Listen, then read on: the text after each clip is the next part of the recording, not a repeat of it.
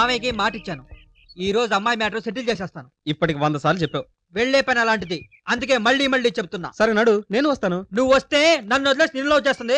నువ్వేం రానక్కర్లేదు, నువ్వు ఇక్కడే ఉండు, నేను వెళ్ళొస్తా. Okay right. ఏమండి, మై హార్ట్ బుక్ ఇవ్వండి. ఇదిగోండి. డబ్బులు మళ్ళీ వచ్చేస్తా. అలాగే. సూర్య, నువ్వు ఈ బుక్ చదువుతూ ఉండు, నేను వెళ్ళి విజయంతో తిరిగి వస్తా. Okay, good luck. చిచి, అందమైన పిల్ల ఒకటి రమ్మన్నది.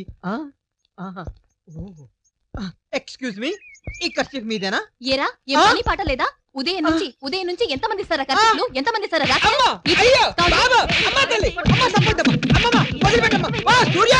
ప్రియనేస్తమా స్వాగతం అంటున్నది పరిమళం, గమనించుమా ఈ దినం సరికొత్త సూర్యోదయం. నింగినే ఈదుతూ ఎగిరింది ఎదపావురం, ఆశనే తరుముతూ సాగింది మది సంబరం. చీకటి ఒడిలో కలలను రేపే రేయి వేకువ, చలితుంచిన తోటకు రంగులు పూసే పూల వెల్లువ, అరచేతులలో స్వర్గము దింపే కాంతి జల్లువ, గగనానికి నేలకు వంతెన వేసే వాన విల్లువ, అలలకు సైతం శృతిలయ తెలిపే ఆలాపన నీవా.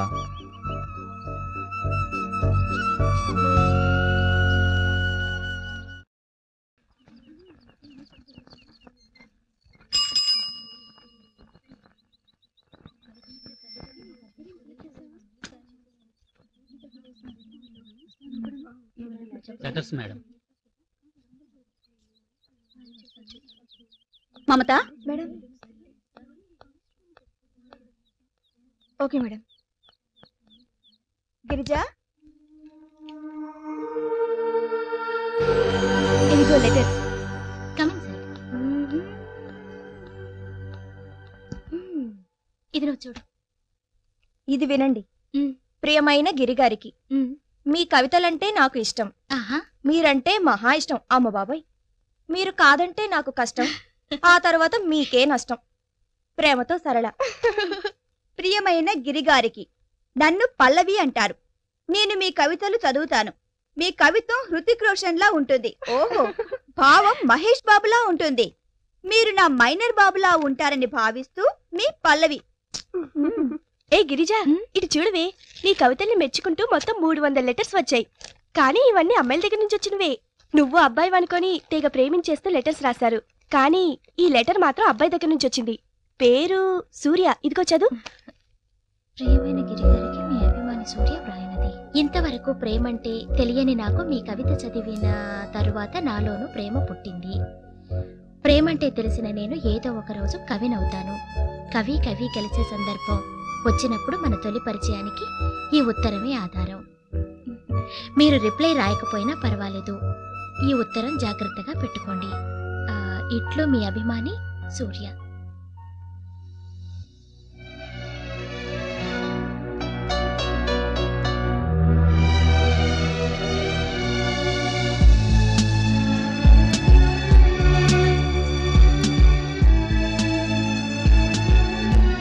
సూర్య గారికి నాకు 300 పైగా ఉత్తరాలు వచ్చాయి.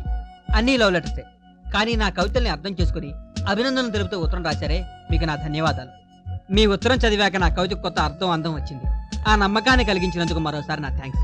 గిరి, చాలా బాగా రాశాడురా బావా కదా. గిరిగారికి, నాకు ఒక అలవాటు ఉందండి. నేనేదైనా చదివి ఇంప్రెస్ అయితే ఆ రచయితకి నేను ఉత్తరాలు రాస్తాను. అవతల వాళ్ళు బదిలిస్తే ఆ లెటర్ను ఫ్రేమ్ కట్టి ఇంట్లో పెట్టుకుంటాను. మీరు మళ్ళీ ఉత్తరం రాసినప్పుడు మీ ఫోటో కూడా పంపించగలరు. మా ఇంట్లో ఉన్న మదర్ తెరిసా, బాపు, కరణం మల్లేశ్వరి, కపిల్ దేవ్ ఫోటోలతో పాటు మీ ఫోటో కూడా పెట్టుకుంటాను. ఇట్లు సూర్య. అతనిదేవి తప్పులేదు. నువ్వు మగ పేరుతో కవిత్వం రాయడం వల్లనే నిన్ను అబ్బాయి అనుకుని ఫోటో పంపించమన్నాడు. ఇప్పుడైనా నిజం చెప్తావా, లేదా వేరే ఎవరిదైనా అబ్బాయి ఫోటో పంపించి అతన్ని ఫూల్ని చేస్తావా? అతని ఉత్తరాన్ని చూస్తుంటే మంచివాళ్ళ అనిపిస్తున్నాడు. అలాంటి అతన్ని ఫూల్ని చేయడం తప్పు. నిజమేమిటో లెటర్లో రాస్తాను. సూర్య గారికి, నేను మీకు నా ఫోటో పంపడం కుదరదు. నేను అబ్బాయిని కాదు. నా అసలు పేరు గిరిజ. ఆ పేరుతో కవితలు రాస్తే కాలేజీకి ప్రేమ దోమ అంటూ లెటర్స్ వచ్చి నాకు ప్రైవసీ లేకుండా పోతుందని కలం పేరు గిరి అని పెట్టుకున్నాను. దయచేసి నన్ను అర్థం చేసుకోగలరు. మరో విషయం, సంక్రాంతి సెలవులకి శిల్పారామం వస్తాను, నన్ను గుర్తుపట్టండి.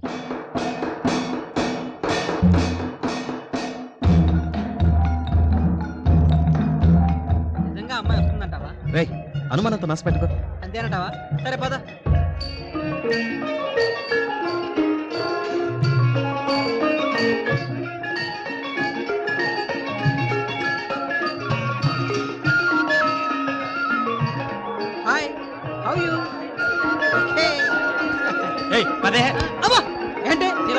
కాదు నీ చెల్లి. ఆ?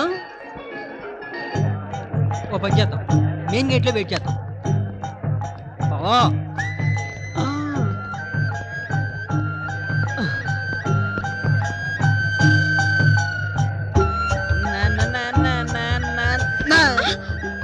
Thank you. నేనెవరో గుర్తుపట్టినావు బే? తెలీదన్నా. గుర్తుపట్టలేదా? తెలుగులోనే కదా చెప్పాను. 2 మర్డర్లు చేసి 3 సంవత్సరాలు జైలు ఉండొస్తే ఇంతలోనే మర్చిపోతావరా? అమ్మ తోడన్నా, నీ మీదొట్టన్నా, నిజంగా తెలీదన్నా. ఇప్పటికైనా తెలిసిందా? చల్ నడు నడు.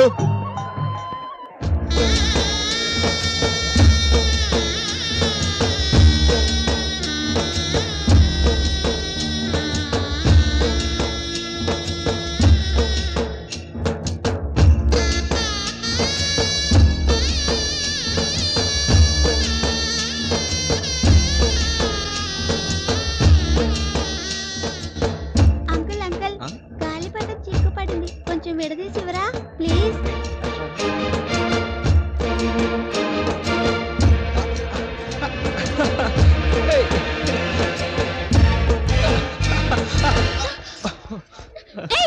Hello, mister, hello.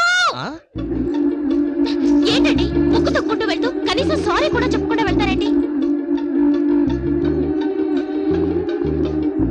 హలో, మిమ్మల్ని అడిగేది. చెవుడు మూగ అనుకుంటాను. అవునండి. నేను అదే అనుకున్నాను. అవును, ఇప్పుడు మాట్లాడారుగా. తెలిసింది కదా, మాట్లాడడం వచ్చు, కానీ మాట్లాడి. ఎందుకంటే నేను ఇప్పుడు సారీ చెప్పి వెళ్తాను. రేపు ఎక్కడో మన ఇద్దరు ఎదురుపడి మిమ్మల్ని చూసి నేను నవ్వుతాను, నన్ను చూసి మీరు నవ్వుతారు. ఇలా నవ్వుకున్న మన ఇద్దరం ఫ్రెండ్స్ అవుతాం. ఫ్రెండ్స్ అయిన మన ఇద్దరం బీచ్లో కలుస్తాం, బీచ్లో కలిసిన మన ఇద్దరం పార్క్లో కలుస్తాం, పార్క్లో కలిసిన మన ఇద్దరం రెస్టారెంట్లో కలుస్తాం, రెస్టారెంట్లో కలిసిన మన ఇద్దరం థియేటర్లో కలుస్తాం, థియేటర్లో కలిసిన మన ఇద్దరం తర్వాత ఎక్కడ కలవాలి తెలియక మీ ఇంట్లోనో లేక మా ఇంట్లోనో కలుస్తాం. మీ ఇంట్లో వాళ్ళకి నేను నచ్చను, మా ఇంట్లో వాళ్ళకి మీరు నచ్చను. నువ్వు లేకపోతే బ్రతకలేనని మీరు, మీరు లేకపోతే ఈ ప్రపంచమే లేదని నేను అనుకుని మళ్ళీ మన ఇద్దరం కలుసుకుంటాం. ఇది తెలిసి మీ ఇంట్లో ఎవరో ఆత్మహత్య చేసుకోవడం లేక మా ఇంట్లో ఎవరో ఆత్మహత్య చేసుకోవడం జరుగుతుంది. అది చూసి మీరు చావడం లేక నేను చావడం ఖాయం. ఇదంతా నాకు అవసరం అంటారా? అయ్యో, కావాలంటే ఇంకోసారి కూడా ముగ్గేస్తాను, తొక్కెళ్ళండి. ఏమండి, మీరు మళ్ళీ ముగ్గేస్తారు, నేను మళ్ళీ తొక్కుతాను. మీరు మళ్ళీ సారీ అడుగుతారు, నేను మళ్ళీ పాఠం చెప్పాల్సి వస్తుంది. ఇదంతా మళ్ళీ అవసరం అంటారా? That's good.